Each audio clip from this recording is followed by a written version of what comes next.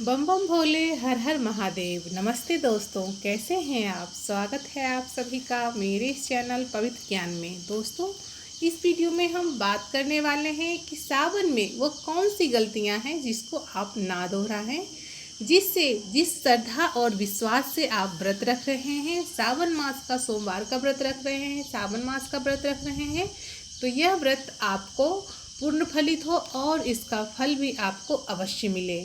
सबसे पहले मैं आपको बता दूं कि ये जो पवित्र ज्ञान चैनल है, इस चैनल पे व्रत, त्योहार और कथाओं से संबंधित हर रोज़ एक न्यू वीडियो अपलोड होती है।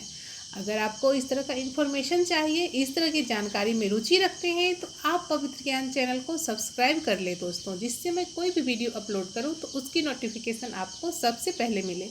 सब्सक्राइब के कोई चार्जेस नहीं है। वीडियो के नीचे रेड कलर का सब्सक्राइब का बटन है, उसको आप प्रेस करें। उसके पश्चात घंटी का निशान आएगा, आप उसको भी दबाएं।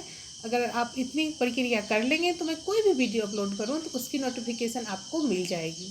तो आइए बात करते हैं कि सावन में हमें क्या करना चाहिए और क्या नहीं करना चाहिए। दोस्तों, सबसे पहले सुहागिन जो महिलाएं हैं, जो भी सुहागिन महिलाएं हैं, उनको चाहिए कि सावन में यदि आप सोमवार का व्रत रखते हैं, जो भी व्रत प्रति सोमवार व्रत रखते हैं, 16 सोमवार व्रत रखते हैं, सोमवती अमावस्या का व्रत रखते हैं, तो इसमें आप ध्यान रखें कि कभी भी भद्दे कपड़े नहीं पहने। आप हमेशा, अगर सावन का महीना है तो हरा कपड़ा पहन सकते हैं तो हरा कपड़ा पहने, यदि हरा नहीं तो लाल पीला ही कपड़ा पहने। भद्दे कपड़े कभी भी हमें नहीं पहनना चाहिए। कोई भी व्रत हो आप तो भद्दे कपड़ा या काले कलर का कपड़ा नहीं पहनना चाहिए। वहीं काले कलर की चूड़ियाँ या भद्दे कलर की चूड़ियाँ नहीं पहननी चाहिए। जो भी सुहागिन महिलाएं हैं उनको पता ही होगा कि सावन के महीने में हरी हरी चूड़ियाँ, हरी बिंदी, हरी साड़ी, यानी कि चारों ओर खुशहाली होती है, हरियाली होती है। तो हरियाली जो है सो सुहाग का प्रतीक होता है, और महिलाएं जो है सो इस कारण हरी चूड़ियाँ, हरी बिंदी, मेहंदी और हरी साड़ियाँ पहनती हैं, हरे कपड़े पहनते हैं, जो कि सावन में पहनना भी चाहिए। तो आप कभी भी भद्दे कपड़े या भद्दी चूड़ियाँ नहीं पहने। नंबर 2, यदि आप शिवलिंग को पूजा करने जाते हैं, शिवलिंग को जल चढ़ाते हैं, रुद्राभिषेक करते हैं, या भी किसी भी तरीके से आप पूजा करते हैं, तो हल्दी कभी भी नहीं चढ़ाएं, क्योंकि हल्दी जो है सो सुहाग का ही प्रतीक माना जाता है और बम बम भोले को बैरागी माना गया है। तो इसलिए जो शिव की पूजा है, शिव की पूजा में हल्दी वर्जित माना गया है। तामसिक भोजन, सोमवार का व्रत रख रहे हैं तो पूरे सावन महीने लहसुन प्याज ना खाएं, तामसिक भोजन से दूर रहें। इस बात को मैं आपको गारंटी देती हूँ कि यदि आप पूरे सावन लहसुन प्याज नहीं खाते हैं, तामसिक भोजन से दूर रहते हैं, तो बम बम भोले आप पर प्रसन्न अवश्य होते हैं। वो आपके ऊपर अपनी महिमा जरूर लुटाते हैं।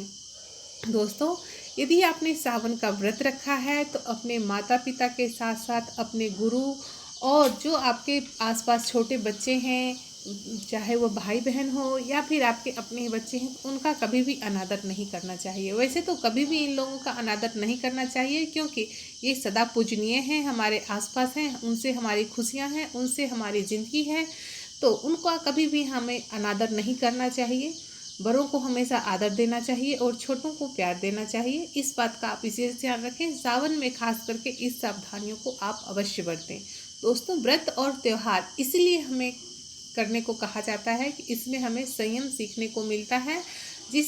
जैसे कि कोई भी व्रत आता है तो सबसे पहले हमें संयमों के बारे में बताया जाता है, तो आप संयम रखें जिससे आपका व्रत पूर्ण हो। तो व्रत करते करते जो संयम आप में है, वो संयम रखते रखते वही चीज़ आपके अंदर ढल जाती है। इसलिए व्रत और त्यौहार को उत्तम माना गया है। जो व्रत रखते हैं आप, उसको उत्तम माना गया है हमारे ज़िंदगी में, हमारे हिंदू धर्म में। तो इस बात का आप अवश्य ध्यान रखें। बड़ों को हमेशा सम्मान देना चाहिए और छोटों को प्यार आप अवश्य दें। दोस्तों, शिव पूजा आप करते हैं तो अखंड चावल ही उनको अर्पित करना चाहिए शिव जी को। खंडित चावल, जो टुकड़ों में चावल होते हैं, वो अक्षत हमें यूज नहीं करना चाहिए। जो बिल्कुल एक भी टुकड़ा ना हो, वैसे चावल, वैसे अक्षत हमें शिव पूजा में इस्तेमाल करना चाहिए। इस बात का भी आप विशेष ध्यान रखें। यदि आप इससे पहले खंडित चावल यूज करते थे तो सावधान हो जाइए, क्योंकि आपको जानकारी नहीं थी तो कोई बात नहीं। अब आपको मैं बता रही हूँ कि कभी भी आप जो खंडित चावल है, खंडित चावल शिव पूजन में इस्तेमाल ना करें। हमेशा अखंड चावल ही उनकी पूजा में इस्तेमाल की जाती है। सावन के महीने में दोस्तों कभी भी बैगन नहीं खाना चाहिए। बैगन का इस्तेमाल वर्जित माना गया है। असुरों के समान, जैसे लहसुन और प्याज को असुर माना जाता है, उस तरह से बैगन को भी असुर माना जाता है। तो आप कभी भी बैगन ना खाएं और ना ही कोई भी सदस्य हैं आपके घर में तो उनको खाने दें, उनको खिलाएं। एक बात और, केतकी के फूल और तुलसी पत्र भी शिव पूजन में वर्जित माना गया है। इस बात का भी आप ध्यान रखें। केतकी के फूल चढ़ाने से शिव जी नाराज होते हैं और उनका प्रकोप बढ़ जाता है, तो इस बात का भी आप ध्यान रखें। और तुलसी के पत्र भी हमें नहीं चढ़ाना चाहिए, क्योंकि जो तुलसी थी वह जलंधर की जो थी वह धर्मपत्नी थी और जलंधर असुर था, भगवान शिव का ही एक अंश था, जिस कारण उनको जो है सो प्रलय करता था, वो अत्याचार करता था इस पृथ्वी पर, जिस कारण शिव जी ने ही उनका वध किया। तो और उनकी पत्नी जो थी बहुत ही पतिव्रता स्त्री थी, तो इस कारण जो है सो उनके ऊपर तुलसी दल नहीं चढ़ाया जाता है। वहीं जो है सो शिव विष्णु भगवान को श्राप दे दी थी जलंधर की पत्नी ने, तो जिस कारण उनको शालिग्राम पत्थर का बनना पड़ा और फिर से जो है विष्णु जी ने उनसे शादी की थी, उनको अपनी पत्नी का स्थान दिया था, पत्नी का दर्जा दिया था। वैसे भी कोई भी पूजा हो तो उस पूजा में हरी तुलसी का ही प्रयोग करना चाहिए। मैं एक वीडियो बनाई हूँ इस चैनल पे जिसपे राम तुलसी और श्याम तुलसी के बारे में बताया गया है। यदि आप राम तुलसी और श्याम तुलसी के बारे में विशेष जानकारी चाहते हैं तो आप इस मेरे चैनल पे जाएं और सर्च करें, उसके बारे में डिटेल से जानकारी दी गई है कि किस तुलसी को अपने घर में रखना चाहिए और कौन सी तुलसी जो है सो हमें पूजन में इस्तेमाल करना चाहिए। दोस्तों साथ ही मैं आपको ये भी बता दूं कि यदि आप बेलपत्र तोड़ते हैं सोमवार के दिन तो सावधान हो जाइए, सोमवार के दिन बेलपत्र नहीं तोड़ना चाहिए। यदि आप व्रत रख रहे हैं सोमवार का और आप तो एक दिन पहले ही संडे को ही बेलपत्र तोड़ के रख लें। बेलपत्र को बासी नहीं माना जाता, 7 दिनों तक बेलपत्र को बासी नहीं समझा जाता और तुलसी पत्र को 11 दिनों तक बासी नहीं समझा जाता है। उसको आप पुनः धो के पुनः शिव जी को अर्पित कर सकते हैं। तुलसी दल नहीं, जो अन्य दल होते हैं जैसे बेलपत्र होते हैं, बेलपत्र को आप धो के 7 दिनों तक शिव जी को अर्पित कर सकते हैं। वहीं तुलसी पत्र जो है आप विष्णु भगवान को भोग लगाते हैं, कृष्ण जी को भोग लगाते हैं, कान्हा को भोग लगाते हैं, तो उसमें तुलसी पत्र इस्तेमाल होता है। तो आप उस तुलसी पत्र को धो करके, चढ़ा हुआ तुलसी पत्र को धो करके पुनः आप अर्पित कर सकते हैं।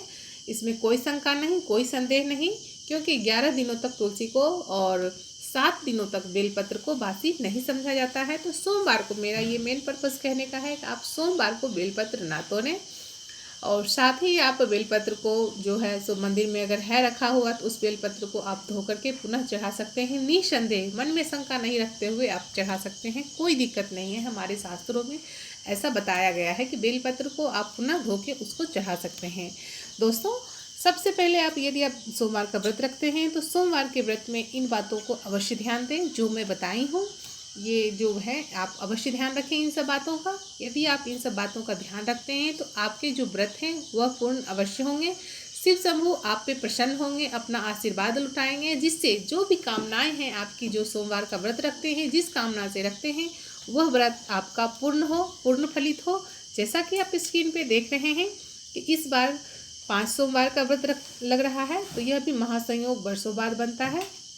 तो आप सावन का व्रत रखें और जो नियम बताए गए हैं उसका पालन अवश्य करें। उम्मीद करती हूँ कि आपको ये वीडियो बेहद पसंद आई होगी। Thanks for watching, goodbye and take care friends.